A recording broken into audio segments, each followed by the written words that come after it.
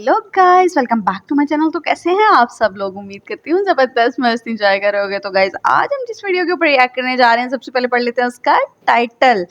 मोटा भाई ठग लाइफ ओ swag movement of Amit Shah. तो जनाब लाइन ऑफ दी बीजेपी हैं और हाँ, क्या क्या रिप्लाई आने वाले हैं, क्या क्या मस्त जो है वो प्रेजेंस ऑफ माइंड और वो चीज़ें हमें देखने को मिलने वाली हैं। वीडियो नो डाउट बहुत ही ज़बरदस्त होने वाली है।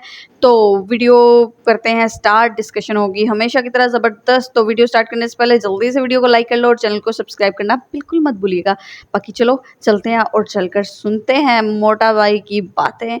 Let's go. देश के गृह मंत्री और दुनिया की सबसे बड़ी पार्टी के अध्यक्ष, जोरदार तालियों के साथ स्वागत कीजिए श्री अमित शाह का।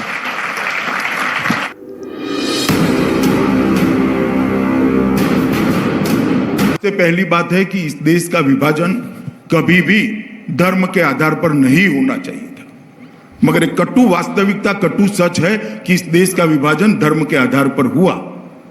बंटवारा धर्म के आधार पर नहीं होना चाहिए था, मगर कांग्रेस ने बंटवारे की डिमांड को सरेंडर किया और इस देश का विभाजन धर्म के आधार पर हुआ। और पाकिस्तान के प्रधानमंत्री ने स्टेटमेंट किया था, हम दलितों को नहीं जाने देंगे। पाकिस्तान में साफ सफाई कौन करेगा? और उस वक्त कांग्रेस के प्रधानमंत्री चुप रहे थे।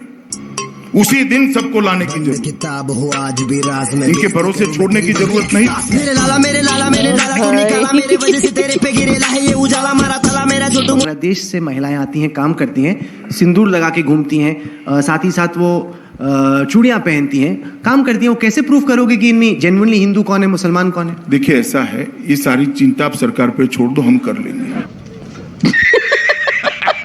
उन्होंने कहा मुसलमानों से नफरत क्यों है? हमें कोई नफरत नहीं है। मैं आपको कहता हूं जनाब, आप नफरत खड़ी मत करना, मेहरबानी कर दीजिए। साहब ने अभी कहा कि एनआरसी का बैकग्राउंड बना रहे हैं। एनआरसी का कोई बैकग्राउंड बनाने की जरूरत नहीं है। हम इस पर बिल्कुल साफ है कि इस देश में एनआरसी होकर रहेगी।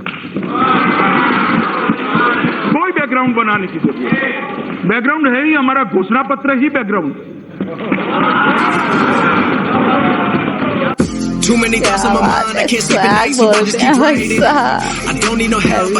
दूसरा 370 में जब 370 बनी तभी सारे कांग्रेस के लीडर ज्यादातर देश की संविधान सभा में थे। इसको कोई डिस्प्यूट नहीं कर सकता। उसको टेम्पररी रखा गया। क्यों टेम्पररी रखा? परमानेंट कर देते तो हटाने का सवाल ही नहीं आता। हटाने का रास्ता 373 में डाला गया। क्यों डाला गया भाई? आपने ही डाला है, आपने ही कहा है। नेहरू जी ने संसद में कहा कि ये घिसते घिसते घिसते घिस जाएगी, तो हमने घिस डाली। तेरा बाप आया। 9 फरवरी को क्या था? देश की आजादी के दिन था, गणतंत्र दिन था, जेएनयू की स्थापना दिन था। क्या था जरा बताओ तो मुझे, क्या था? नहीं, क्योंकि नहीं 9 फरवरी को क्या था पहले ये बताइए। मैं बताता हूँ। कुछ छात्रों ने आके नारे लगाए। 9 फरवरी को क्या था? की बात की।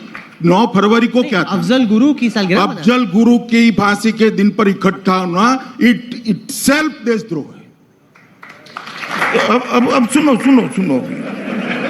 नरेंद्र मोदी को, विशेषकर आपकी चैनल ने हिटलर, रावण, अरे सुनिए तो, आप मुझे सुनिए भैया।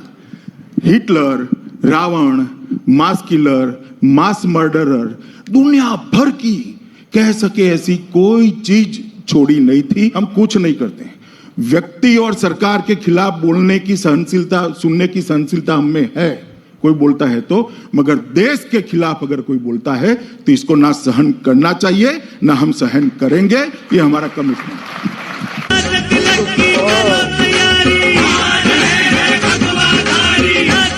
गांधी जेएनयू गए, आपने कहा कि बहुत गलत किया। आपके जी मैं मानता हूं। कुछ लोगों ने कहा कि वो तो देशद्रोही है। राहुल गांधी जेएनयू गए, उसको मैं गलत नहीं मानता हूं। राहुल गांधी जी ने वहां जाकर भाषण किया कि कुछ लोग ने, नारों के रेफरेंस में, कि कुछ लोग आपकी आवाज को दबाना चाहते हैं, कुछ लोग फ्रीडम ऑफ एक्सप्रेशन को सप्रेस करना चाहते हैं। मैं इसके खिलाफ बोला हूं और मैं मानता हूं कि अगर आवाज ये है कि भारत तेरे टुकड़े हो गए इंशाल्लाह इंशाल्लाह, तो उसको दबा देनी चाहिए।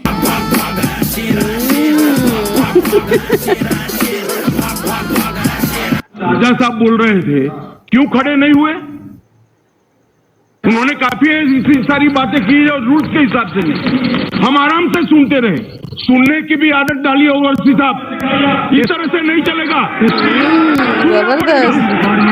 प्लीज प्लीज, डरने का सवाल नहीं है अध्यक्ष महोदय, मैंने डरने की कोई बात ही नहीं करी है। डर जहन में पड़ा है तो मैं क्या कर सकता हूँ?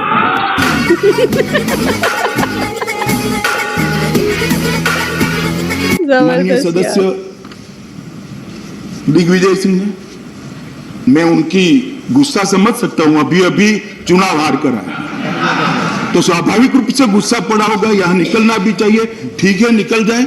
मैंने आपको सीधा एड्रेस नहीं किया, मैं सभापति महोदय के माध्यम से ही एड्रेस कर रहा हूं और जवाब तो देना ही पड़ेगा और आपको सुनना भी पड़ेगा।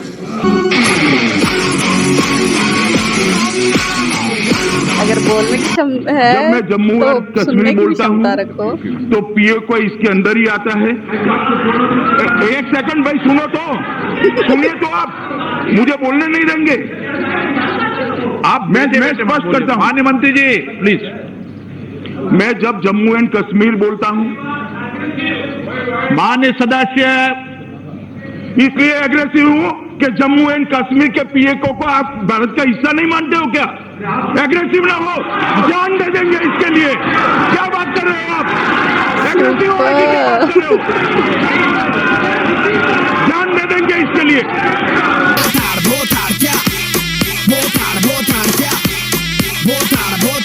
ऐसी है कि मेरा सीट नंबर 462 है और 461 में माननीय श्री फारूक अब्दुल्ला जी बैठते हैं और वो जम्मू कश्मीर से चुन के आए हैं और उनकी आवाज़ ही आज सुनाई नहीं दे रही है। एक्चुअली आप मुझे पूछे तो ये हमेशा हिस्ट्री में एक अधूरा डिबेट रहेगा। श्योर।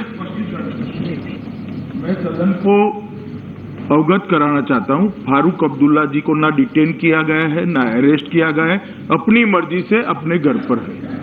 ठीक है, उनकी तबीयत ठीक नहीं है फॉर द रिकॉर्ड।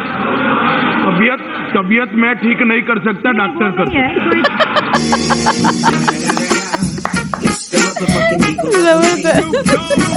मेरे स्पष्टीकरण के बाद भी बहुत सारे सदस्य कह रहे हैं फारूक साहब नहीं है, इसका दुख है, नहीं है। फारूक साहब है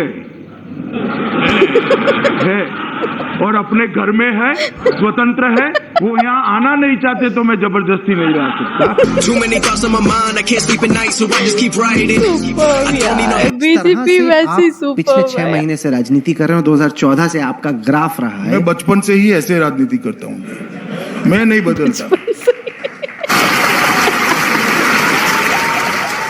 मोदी जी को सफल बनाने में आपने पूरी ताकत लगाई हुई है, इसमें तो कोई दो राय हो ही नहीं सकती। लेकिन मेरा सवाल अमित शाह जी आपसे यह है कि क्या आप अपने आप को एक दिन, जब भी वो दिन आए, भारत के प्रधानमंत्री के तौर पे तेल को निचोड़ोगे तेल नहीं निकलेगा, प्रयास छोड़ दो। कभी ना कभी तो सोचते ही होंगे, जब होम मिनिस्टर बन ही गए हैं तो फिर नहीं, मेरी तो लॉजिकल ही है। मेरी पार्टी सोचेगी ना भैया, आप काहे को इतना कष्ट कर रहे हो? सारे जुल्म जाल से दूर हूँ मैं, इसलिए तो मशहूर हूँ मैं, खाना सही समय पे नहीं खा पाता, मजबूर हूँ मैं। नागरिकता एक केंद्र का विषय है, केंद्र का कानून है। जब देश की दोनों संसद के दोनों सदन इसको पारित करते हैं, वो सारे देश को अप्लाई होता है।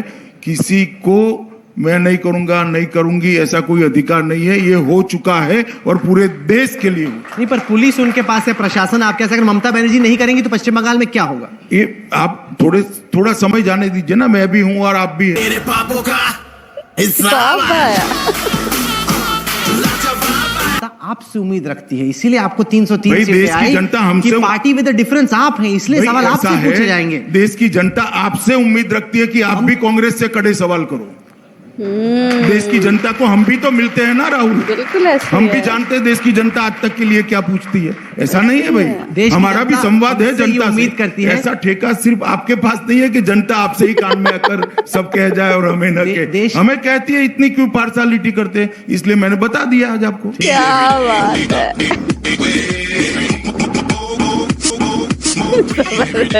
नेक्स्ट क्या, कॉमन सिविल कोड और पीओके। लोग ये कह रहे हैं कि 2 चीजें अभी बची हैं आपके एजेंडे में। अब भाई इतने से ही तेरा चैनल परेशान हो गया है, काहे को आगे ले जा रहे हो यार? छोड़ो ना। वाह सुपर्ब यार, माइंड ब्लोइंग। और जो हमें ये सजेस्ट कर रहे थे, थैंक यू सो मच कि आपने सजेस्ट किया। और हमने फर्स्ट टाइम देखा मोटा भाई को, और जिस तरह से भाई साहब इंटरव्यू लेने वाला भी हैरान हो गया कि भाई क्या क्या जवाब मिल रहे हैं। और वाकई क्या पब्लिक सिर्फ इनसे ही पूछ रही होती है कि आप क्वेश्चन करो, ये वाला क्वेश्चन करो, वो वाला क्वेश्चन करो? पब्लिक तो वैसे भी नहीं चुप रहती है। और जिसको जो प्रॉब्लम होती है, आजकल तो सोशल मीडिया इतना तेज़ हो चुका हुआ है भाई साहब, ये पोस्ट डालते हैं, ये हो गया भाई, ये पोस्ट आ गई।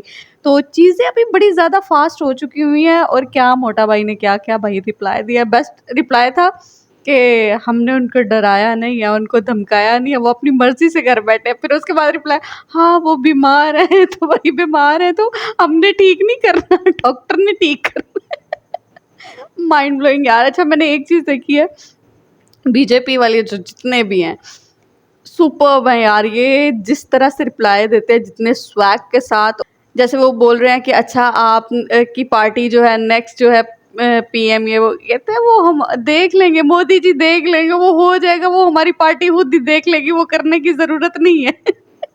तो हर चीज़ में क्या रिप्लाई दे रहे हैं यार, सुपर, माइंड ब्लोइंग, ज़बरदस्त यार। काफ़ी ज़्यादा देखकर मज़ा आया, एंजॉय किया हमने। और मेरे ख्याल से अगर इस तरह से पार्टी और इतने आप जब सीधे चल रहे होते हो ना, तो फिर आपको किसी भी बात का रिप्लाई देने में और इन चीज़ों में इतना डर नहीं लग रहा होता। आप टू द पॉइंट बात करते हो और रोक टोक बात करते हो। तो ये बड़ी बेस्ट चीज़ मैं देखती हूँ बीजेपी के जितने भी ये कैंडिडेट हैं। और होम मिनिस्टर हो या सीएम हो, पीएम हो, सब यार एक से बढ़कर एक, काफ़ी ज़्यादा मज़ा आता है। और कुछ ना कुछ इनकी स्वैग वाली बातें हमें मीम्स में देखने को मिलती रहती हैं। और जैसे वो कश्मीर, जम्मू एंड कश्मीर के लिए बोला जान दे देंगे, तो ये काफ़ी ज़्यादा मीम भी वायरल थी। तो काफ़ी ज़्यादा मज़ा आया।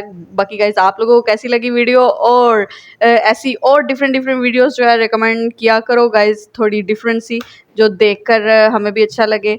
तो उम्मीद करते हैं आप लोगों को वीडियो पसंद आई होगी। अगर वीडियो अच्छी लगी है तो प्लीज़ वीडियो को लाइक कीजिएगा और चैनल को सब्सक्राइब करना बिल्कुल मत भूलिएगा। ऐसी और ज़बरदस्त सी वीडियोज़ के साथ हाजिर होते रहेंगे। मिलते हैं नेक्स्ट वीडियो में, तब तक के लिए टेक केयर, अल्लाह हाफ़िज़।